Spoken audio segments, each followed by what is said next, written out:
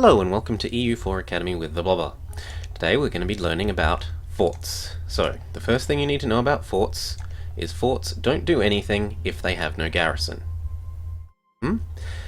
This means that one method of exploiting fort mechanics is to watch when your neighbours that you want to declare war on, or their allies, have left their forts unmaintained and so they have zero garrison, declare war on them at the start of a month. Check that Burgundy has no other friends. No, he doesn't, so we don't mind co-belligerenting him. And then, immediately, and with all haste, making your way to their forts. See, we're going to arrive before the end of the month, so that fort's going to have no chance to get a garrison back. If we watch what happens when we start up time, he's going to turn his forts on, but it's going to be far too little too late, so let's watch. Here we go, he's turned the fort on, but until the end of the month it doesn't get any garrison. So as long as we can get there before the end of the month, which we're going to do, now sometimes in order to get that to happen you're going to need to use a general with maneuver. It's one of the things that a general maneuver, a general which has maneuver is very useful for, is getting to forts before they reinforce. So here we go. And now it has 0 and is going to fall instantly. Forts will also fall instantly if they have less than 100 men. 100 men or less, they just, well, not actually 100. Less than 100 men, they will fall, boom, like that. In only a single month. So even if your opponent does turn on their forts, you can still go after them and get a relatively quick siege owing to other things which we'll discuss more in a sec. But let's just wait for this month to be over and show the first aspect of forts,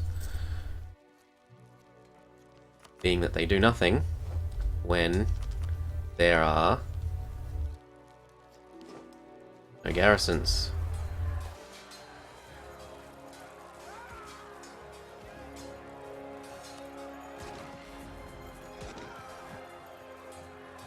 Ooh. Yep, Burgundy, you've got a lot of minions. You sure do. Now there we go. The fort has fallen. Now, the next thing to know about forts are how many men you need to siege one that does have a garrison. So, if it has a garrison, you need, or if it has a garrison above 100, you're going to need 3 times its fort level. This indicator, fort level. You're going to need 3 times... Sorry, this level, fort level. You're going to need at least 3 times this many units to siege it. So, for a capital fort, which only provides 1 fort level in and of itself, you need 3. I'm a fan of leaving at least +1 stack in addition to that, so that way if you get a... Where are we here? There. No, where's the thing that tells us all the rolls? Here we go. No. Here we go. Disease outbreak. If you get a disease outbreak, your men suffer an extra attrition tick.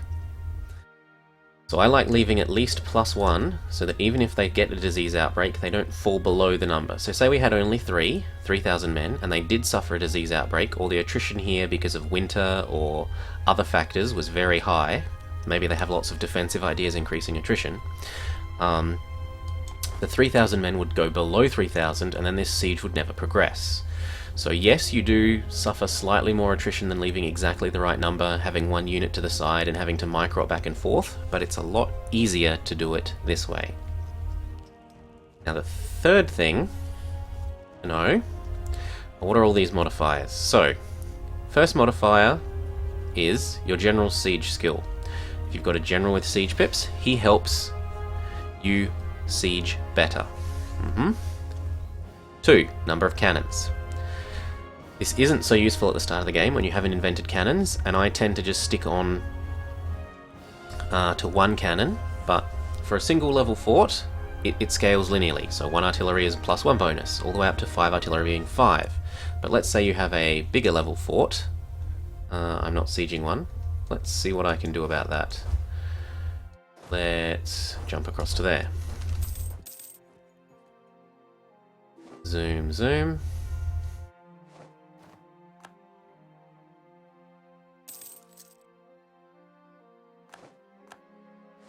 Okay.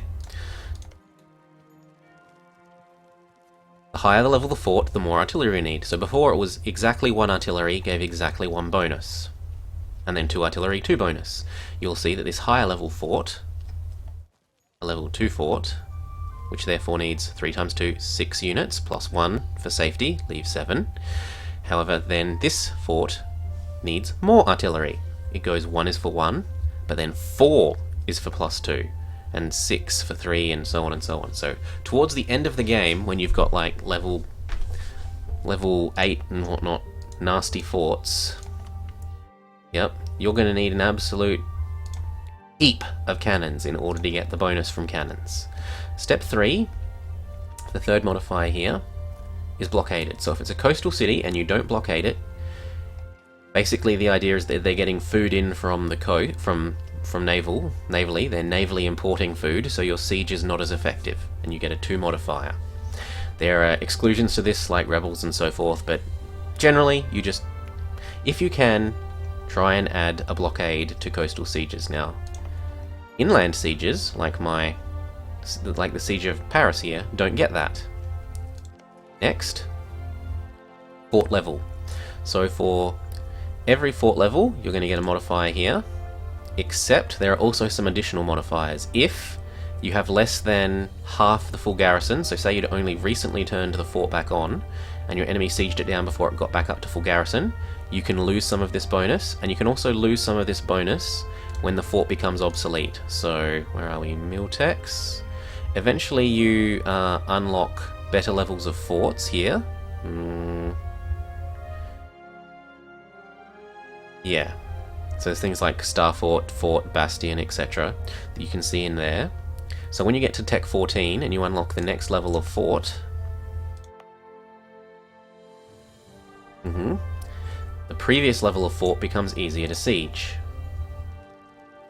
And finally there are if you get Walls Breached. So Walls Breached is on a natural 14, you get a Walls Breached modifier which lets you do a assault, but it also provides you with a Walls Breached bonus. All of these bonuses get added together with your dice roll, to get your current roll for that month. Then, depending on what that roll corresponds to, based on this table here, so disease outbreaks, supply shortages, etc., it will either progress the siege, giving additional siege progress here, or you will suffer attrition, or you could win, or that's about it. Cool. Next, we'll talk about sortie and assault. So sortie is I can spend mill power here to have the men that are inside become real units and fight here. So what you can do is, you can set things up. So say I had a huge army about to arrive here, but one that wasn't quite big enough, or that I was on the borderline of thinking maybe I wouldn't win the fight. Let's slow down. What I can do is, the day before they arrive, one more day, put our general here. What you can do is, you can click this button to have your men sortie. Now, in this case it was a bad idea, but it does show off the purpose. Namely, you can add extra men in by clicking that button. It's something that the AI will never do, which is a very good thing, because otherwise you couldn't just leave a single stack on there, big forts, and blanket siege everything else. They would actually click the sortie button and kill your single army stack with like 3 or 5, or by the end of the game when you've got level 8 forts with 8,000. So be glad that the AI doesn't do it, but keep it in mind as it's something that you can do to help reinforce attacks on your forts that you think you may not win, even though it is quite expensive on mill points. Okay, next we're going to go talk about assault. So, fort assault is the counterpart to sortie. Instead of the men inside the fort coming out to fight you, you go in to kill all the men inside the fort. In order to be allowed to do an assault, you need to have first at some stage gotten a walls breached, which is actually fairly difficult. And unlike when a sortie happens and they create normal units at a normal fight combat, assaulting a fort is an entirely different kind of combat, where you can expect to suffer really quite significant losses. You typically want about 10 to 1 infantry, and only infantry can go into the assault. Cannons and horses can't participate if you're going to do this. So let's have a go. Now here's a stupid... I mean, this isn't actually a condition where you would normally do an assault, because we're about to win normally anyway. But what you can get the situation is, you can get a situation where someone left very little garrison, or maybe they only recently turned their forts on. You were perhaps slightly too slow in declaring a war when someone had their forts turned off, or else their forts were so far in their country that by the time that you got there, the fort had had some time to get some garrison back. What you can do is wait to get a walls breached, and then whilst they've only got like 140 or so defenders, click assault and make a very easy, fast victory over a fort that would otherwise take years of sieging. Anyway, here we go. Boom. Let's watch the fort combat happen. So they're at 15, we're at 21. 15.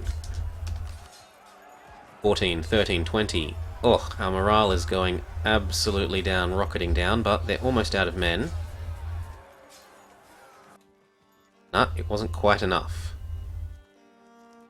So you know what, let's send some more units over.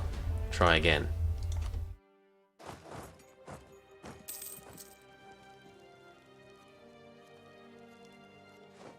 Here we go. Try again. And there we go. Fort destroyed, which means we can now move. And this is one of the things that the current AI is actually a little bit stupid about, is it will have units... Let's say there was a fight over this fort. He tried to attack whilst we were sieging, and then he got pushed back. What can often happen is that the AI will currently only retreat one province away, and if the fort falls very swiftly after that combat, either because you click assault or because it was about to fall anyway, you can then go smush their army that's just retreated for an easy stack wipe. I mean, this isn't going to be quite so much of a stack wipe, but it might be. Yep, okay. Cool. The final thing. When you take over a fort, it starts with low garrison. And you can always, of course, choose to turn it off. But what this generally means is that when you take over a fort, if the enemy has other forces in the area, you should stay still for at least 2 months so that you get some semblance of an actual garrison in, because otherwise, in much the same way that we could take the fort from them exceptionally easy and at almost zero cost if it had no garrison, because it will fall to even a single unit, if we move off of a fort that we've just taken, the enemy can do the same to us. This is a mistake that I occasionally make, although typically I'm pretty mindful of having a good idea of where the enemy's armies are and not falling trap to chasing one army so that they can bait my army that's just taken a siege away and move in with a different one. But it is one that I see some other prominent YouTubers make fairly frequently, and it infuriates me when I see them making it, because it's just like, just stay still for 2 months and then move, and you're not going to lose a siege that perhaps took you years to actually get in a single month. Cool.